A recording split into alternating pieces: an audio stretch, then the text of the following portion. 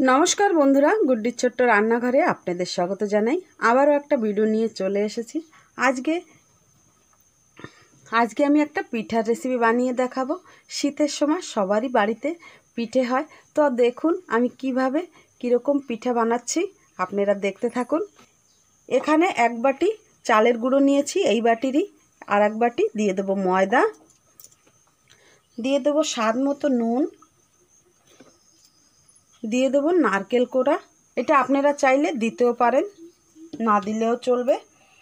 এখানে চিনি গুঁড়ো করে নিয়েছি, আপনারা এখানে যদি পারেন অবশ্যই গুড় দিয়ে বানাবেন, খুবই ভালো লাগবে। গুড়টা আমার কাছে এখন নেই। এখন চিনির গুঁড়ো দিয়ে দেবো এক বাটি, আপনাদের পছন্দ মতন আপনারা চিনি দেবেন।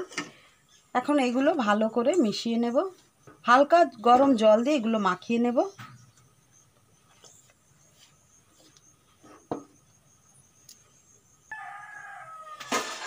এই দেখুন এরকম গাঢ় করে বানাতে হবে, এর থেকে পাতলা করলেও হবে না, এর থেকে ঘন করলেও হবে না।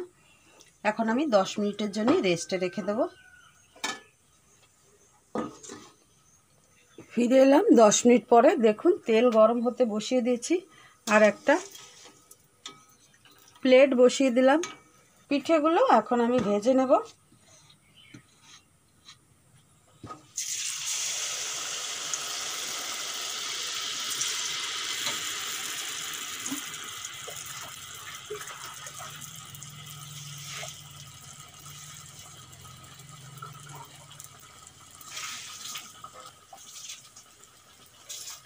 আস্তে আস্তে ঢাকনা দিয়ে ছেড়ে যাবে।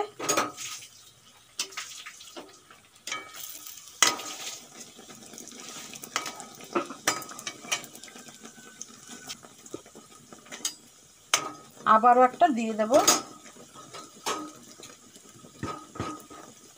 খুব তাড়াতাড়ি ভাজা হয়ে যায় বন্ধুরা, এই পিঠাটা অনেক সহজও।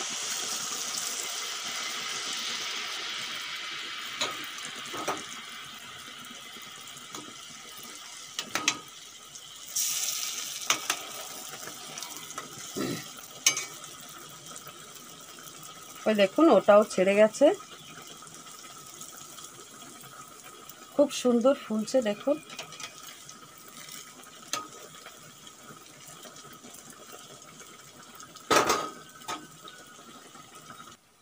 এই একই রকমভাবে সব পিঠেগুলো আমি ভেজে নেব।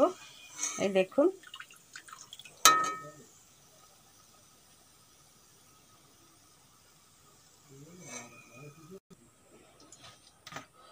আবারও দিয়ে দেব।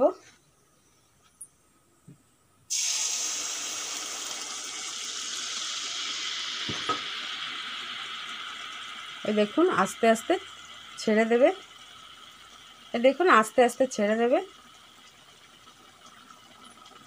পিঠেগুলো বানাতে কিন্তু খুব সহজ, আপনারা বাড়িতে ট্রাই করে দেখবেন এইভাবে।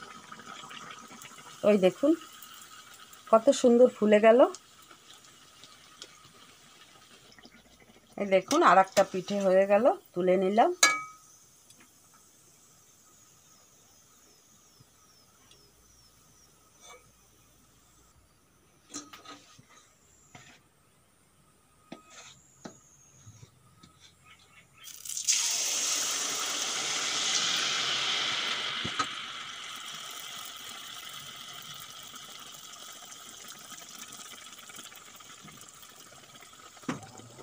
পিঠেগুলো দেখুন কত সুন্দর ফুলছে। ব্যাস ভাজা হয়ে গেল, এটাই লাস্ট পিঠে। কত সময়ের মধ্যে কতগুলো পিঠে হয়ে গেল, খুব খুব কম সময়ের মধ্যে অনেকগুলো পিঠে হয়ে গেল। দেখুন আপনারাও বাড়িতে এইভাবে ট্রাই করে দেখবেন, ঠান্ডার সময় গরম গরম পিঠা খেতে কিন্তু খুব ভালো লাগে। দেখুন পিঠেগুলো খুব ভালো হয়েছে না? আপনারা অবশ্যই আপনাদের কাছে ভালো লাগলে অবশ্যই আমাকে কমেন্ট করে জানাবেন।